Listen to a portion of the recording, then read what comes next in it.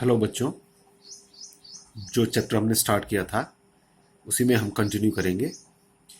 और इस चैप्टर में जो अभी तक हमने देखा है, प्रतिरक्षा की परिभाषा, प्रतिरक्षा के प्रकार।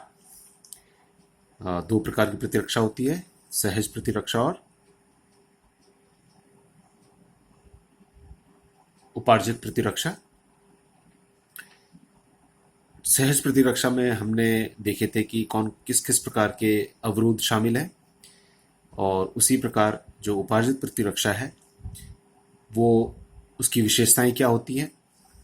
उपार्जित प्रतिरक्षा की जो कोशिकाएं हैं जिसमें मुख्य रूप से लसिकाणु शामिल थे, उनके बारे में जाना।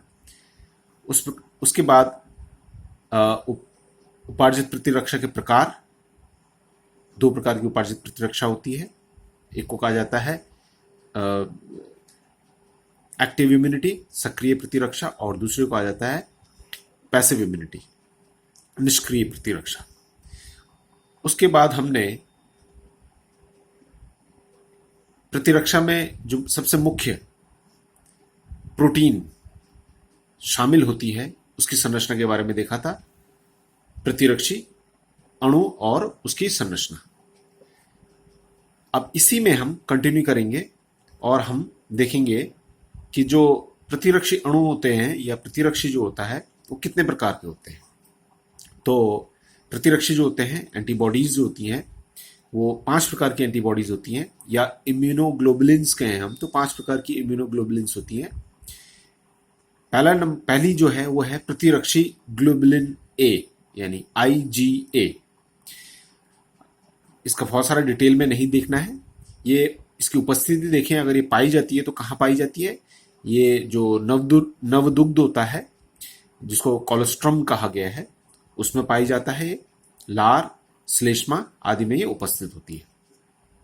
दूसरी जो है वो है IgD, यानी प्रतिरक्षी ग्लोबुलिन डी, और ये सूक्ष्म मात्रा में रक्त में और लसिका कोशिकाओं की सतह पर उपस्थित होती है।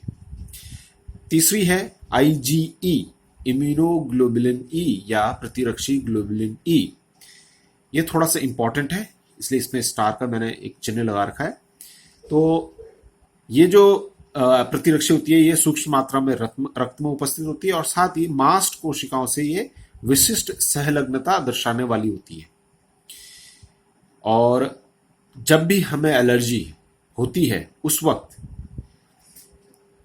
ये वाली जो प्रतिरक्षी है इसकी मात्रा खून में बढ़ जाती है, यानी एलर्जी के वक्त ये एलर्जी कारकों से लड़ने का कार्य करती है। इसी वजह से रक्त में इसकी मात्रा बढ़ जाती है। 1 नंबर में बोर्ड एग्जाम में पूछा गया है, इसलिए ये इंपॉर्टेंट है।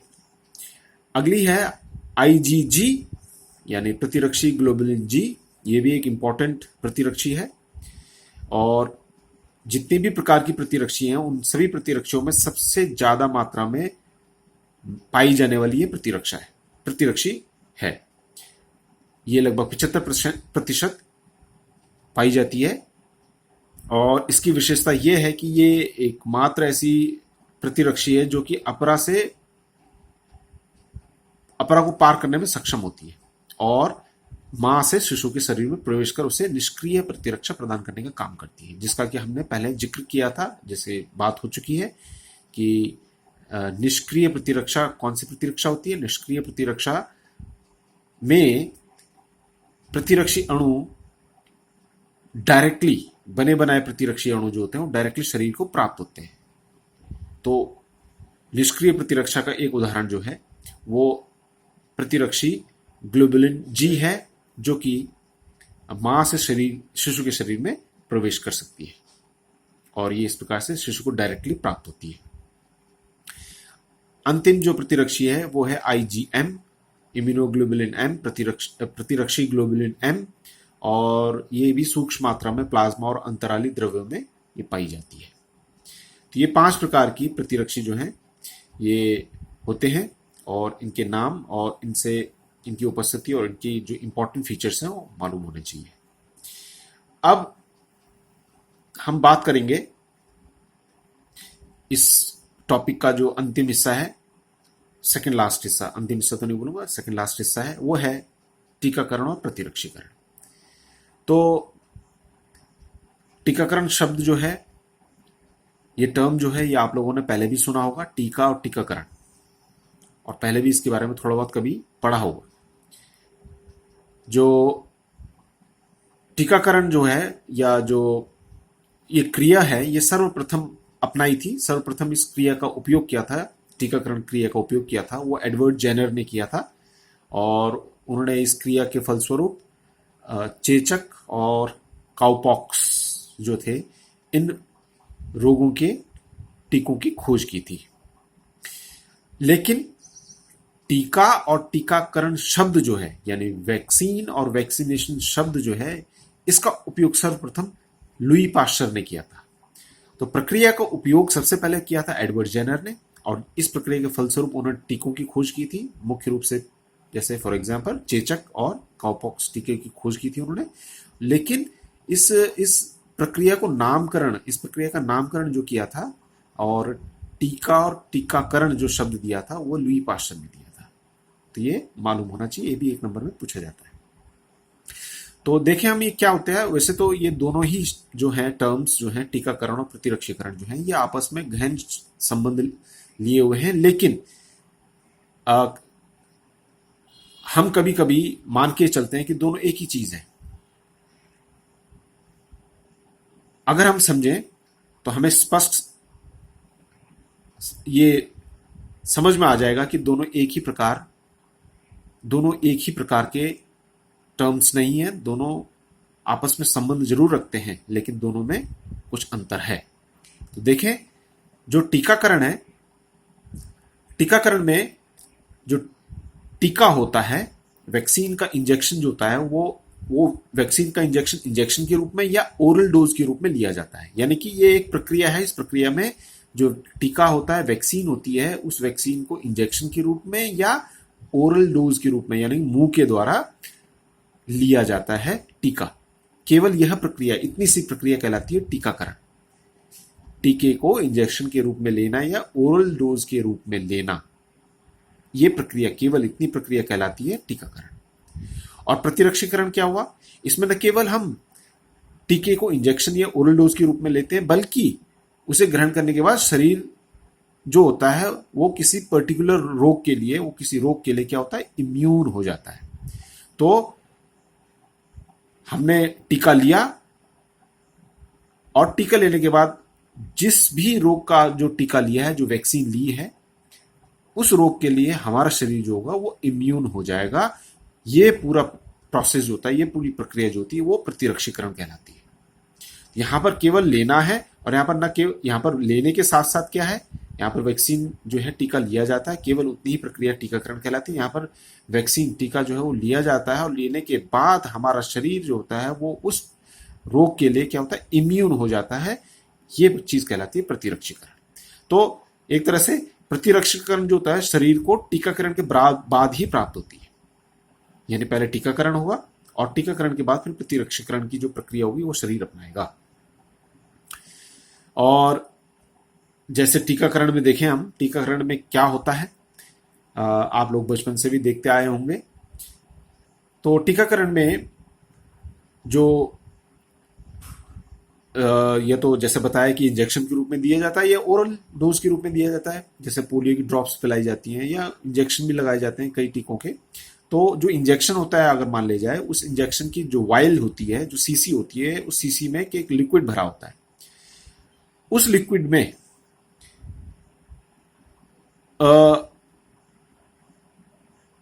असक्रिय अनुग्र दुर्बलीकृत रोगजनक के प्रतिजीनी प्रोटीन होती है। यानी जो डॉक्टर सीसी लेता है, वाइल लेता है, उस वाइल में जो लिक्विड होता है, उस लिक्विड में क्या होते हैं, एंटीजेंस होते हैं। लेकिन किस प्रकार के एंटीजेंस होते हैं? बहुत ही असक्रिय एंटीजन होते हैं, वो एक्टिव नहीं होते हैं, अनुग्र होते हैं, यानी कि रोग पैदा करने में सक्षम नहीं होते हैं, और दुर्बलीकृत एंटीजेंस होते हैं, वो प्रतिजनी होते हैं। और उन एंटीजेंस को इंजेक्शन के द्वारा या ओरल डोज के द्वारा शरीर में प्रवेश कराया जाता है, और यह चीज कहलाती है उस वाइल के अंदर मिलने वाले उस लिक्विड को कहा जाता है टीका, और इस प्रोसेस को कहा जाता है टीकाकरण। तो टीकाकरण एक सिंपल चीज है, आप लोग ने देखते आए होंगे बचपन में, आप लोगों को भी टीके जरूर लगे होंगे। तो अब ये मालूम होना चाहिए आप लोगों को कि जो टीका होता है उस टीके में एक्चुअली क्या होता है। उस टीके में प्रतिजनी प्रोटीन होती हैं, लेकिन किस प्रकार की प्रतिजनी प्रोटीन होती हैं? असक्रिय होती हैं, अनुग्र होती हैं और दुर्बलीकृत होती हैं। और जब वो टीका लगा दिया जाता है तो उस टीके के लगाने के फलस्वरूप शरीर में स्मृति बी तथा स्मृति टी कोशिकाएं बनती हैं, और आगे फ्यूचर में कभी वास्तविक संक्रमण हो तो उस स्थिति में स्मृति बी तथा टी कोशिकाएं जो होती हैं वो वास्तविक रोग को पैदा करने वाले उस रोग जनक का से लड़कर उसको आसानी से समाप्त कर देती है। इस प्रकार से टीका जो होता है वो काम करता है। इसके बारे में पहले भी बताया जा चुका है। अब टीकाकरण प्रतिरक्षीकरण में कुछ ऐसी चीजें भी आती हैं जो थोड़ा सा हटके हैं। जैसे फॉर एग्जाम्पल कभी कभी ऐसे कुछ घातक रोग जनक होते हैं जिनके संक्रमण को रोकने के लिए तुरंत प्रतिरक्षियों की जरूरत पड़ती है। टीकाकरण में तो प्रतिरक्षी शरीर बना रहा है। जब टीका दिया जाता है तो टीका देने के बाद जो एंटीजन, जो प्रतिजन शरीर के अंदर प्रवेश किया है, उस प्रतिजन के लिए हमारा शरीर उसको पहचानेगा। उसको पहचानने के बाद उसके लिए स्मृति और स्मृति बी और स्मृति टी कोशिकाएं बनेंगी, और फिर आगे फ्यूचर में कभी वो रोगजनक फिर से पुनः प्रवेश करता है तो फिर उसको समाप्त करने का काम किया जाता है। तो ये एक लंबा प्रोसेस है। लेकिन कभी कभी कुछ ऐसे रोगजनक होते हैं जिनके संक्रमण को रोकने के लिए तुरंत हमें प्रतिरक्षियों की शरीर को प्रतिरक्षियों की जरूरत पड़ती है। तो ऐसी स्थिति में जो एक्टिव प्रभावकारी प्रतिरक्षी जो होते हैं वो डायरेक्टली शरीर में प्रवेश करा दिए जाते हैं। या एक और उदाहरण से समझें कि जब किसी को सांप काट लेता है तो सांप काटने के बाद उसको अगर तुरंत हॉस्पिटल ले जाया जाता है तो उस वक्त डॉक्टर उसे एंटी वेनम का इंजेक्शन लगाते हैं, यानी प्रति आविष का इंजेक्शन लगाते हैं। तो ये प्रति आविष का इंजेक्शन लगाना, या अगर किसी को घातक संक्रमण है किसी रोगजनक से तो उसको प्रभावकारी प्रतिरक्षी का इंजेक्शन देना, ये दोनों ही चीजें एक और उदाहरण है टीकाकरण है प्रतिरक्षीकरण का। लेकिन यहां पर तुरंत संक्रमण से लड़ने के लिए बने बनाए जो प्रतिरक्षी हैं या प्रति आविष है एंटीवेनम है, वो तुरंत शरीर को पहुंचाए जाते हैं। तो ये एक और उदाहरण जो है टीकाकरण और प्रतिरक्षीकरण का है। अब हम इस टॉपिक का जो अंतिम हिस्सा है उसमें आते हैं प्रतिरक्षा तंत्र से संबंधित जो डिसऑर्डर्स होते हैं उसकी बात कर लेते हैं। तो प्रतिरक्षा तंत्र से संबंधित जो डिसऑर्डर्स हैं वो मुख्यतः दो प्रकार के डिसऑर्डर्स हैं। एक है एलर्जी जिसको अति संवेदनशीलता कहा गया है, और दूसरा है स्वप्रतिरक्षित रोग जिसको auto immune disease, auto immune रोग कहा गया है। तो जब कभी हमारा प्रतिरक्षा तंत्र जो होता है वो ओवर रिएक्शन कर लेता है, या कभी कभी हमारा प्रतिरक्षा तंत्र हम लोगों को ही, खुद के शरीर को ही नुकसान पहुंचाने लगता है, तो इस प्रकार के डिसऑर्डर्स देखने को मिलते हैं। आइए पहले बात कर लेते हैं एलर्जी की, यानी अति संवेदनशीलता। तो ये आप लोगों ने देखा होगा, सुना होगा, कई लोगों के मुंह से भी सुना होगा कि भाई हमको धूल से एलर्जी है, हमको ठंड से एलर्जी है, हमको गर्मी से एलर्जी है। तो ये एलर्जी क्या चीज़ होती है? ये एलर्जी जो होती है ये पर्यावरण में मौजूद कुछ ऐसे प्रतिजन होते हैं जिनके खिलाफ हमारा जो प्रतिरक्षा तंत्र होता है वो नॉर्मल रिएक्शन करने के बजाय ओवर रिएक्शन करना शुरू कर देता है। तो वो चीज़ कहलाती है एलर्जी। ऐसे बहुत सारे कारक होते हैं, ऐसे बहुत सारे फैक्टर्स होते हैं पर्यावरण में मौजूद होते हैं जिनके लिए क्या होता है, हमारा जो प्रतिरक्षा तंत्र होता है नॉर्मल रिएक्शन करने के बजाय क्या होता है, ओवर रिएक्शन करने लगता है। तो ऐसी स्थिति जो होती है वो कहलाती है एलर्जी। और जिन कारकों के विरुद्ध हमारा प्रतिरक्षा तंत्र यह अनुक्रिया दर्शाता है ऐसे कारक कहलाते हैं एलर्जन। जैसे फॉर एग्जांपल उदाहरण के लिए धूल एक एलर्जन है, ठंड एक एलर्जन है, गर्मी एक एलर्जन है, परागकण एक एलर्जन है, और साबुन जैसे है, कई लोगों को साबुन से एलर्जी होती है, साबुन एक एलर्जन है। कुछ जानवरों पर मिलने वाले ऐसे बहुत सारे सूक्ष्म जो होते हैं, उदाहरण के लिए जैसे चिचड़ी हो गया, वो एक एलर्जन है। तो इनसे कई लोगों को क्या होती है, एलर्जी होती है। उनका जो इम्यून सिस्टम होता है इन कारकों के प्रति अति संवेदनशीलता दर्शाने लगता है। अगर लक्षण की बात करें एलर्जी की, तो एलर्जी में जो लक्षण देखने को मिलते हैं सामान्य रूप से वो जैसे छींक आना, बार बार छींक आना, आंखों से पानी आना यानी पनियाली आंखें, आंखों से पानी आना, नाक बहना, सांस लेने में दिक्कत होना, सांस लेने में परेशानी होना, ये सब कुछ सामान्य लक्षण है एलर्जी के। और ये एलर्जी वैसे शरीर में क्यों उत्पन्न होती है, तो ये एलर्जी उत्पन्न होती है हमारे शरीर में पाई जाने वाली कुछ विशेष प्रकार की कोशिकाएं जिनको मास्ट कोशिकाएं बोला जाता है, और साथ में जो बेसोफिल होती हैं जो कि एक प्रकार की डब्ल्यूबीसी है, उन बेसोफिल और मास्ट कोशिकाओं से हिस्टामिन और सेरोटोनिन नाम के रसायनों का स्राव होता है, और इन रसायनों के स्राव होने के कारण फिर शरीर जो होता है वो एलर्जी, अति संवेदनशीलता, शरीर में अति संवेदनशीलता या एलर्जी उत्पन्न होती है। उपचार के लिए अगर एलर्जी की बात करें कि इसके उपचार के लिए, तो इसमें कुछ प्रतिहिस्टामिन और स्टेरॉयड औषधियों का उपयोग किया जाता है। एंटीहिस्टामिन और स्टेरॉयड औषधियां जो होती हैं, मेडिसिन जो होती हैं, वो दी जाती हैं यहाँ पर।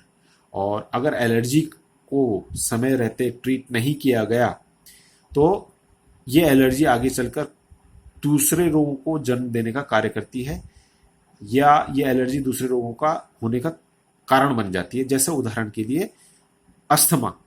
अस्थमा जो है ये एलर्जी के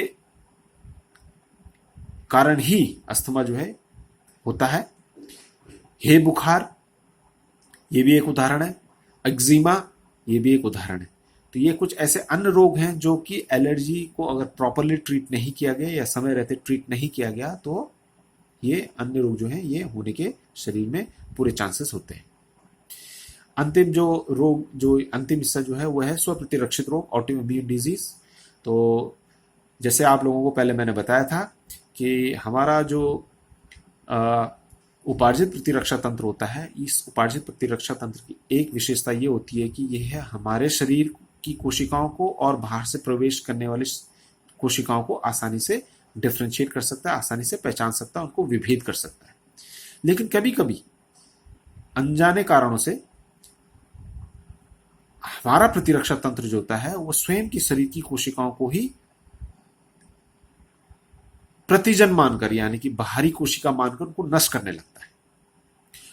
तो ऐसी स्थिति स्वप्रतिरक्षित रोग कहलाती है। ऐसी स्थिति ऑटो इम्यून डिजीज कहलाती है, जब हमारा इम्यून सिस्टम ही हमारे शरीर की कोशिकाओं को, सेल्स को डिस्ट्रॉय करने लगता है, ये मानकर कि ये कोशिकाएं जो हैं ये एंटीजेंस हैं, ये बाहर से इन कोशिकाओं ने शरीर के अंदर प्रवेश किया है।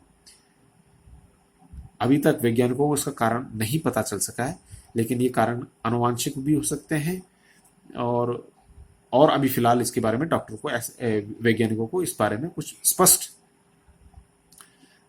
वजह मालूम नहीं है। अगर हम स्वप्रतिरक्षित रोग के उदाहरणों की बात करें तो इसमें कुछ उदाहरण हैं। हाशिमाटो रोग,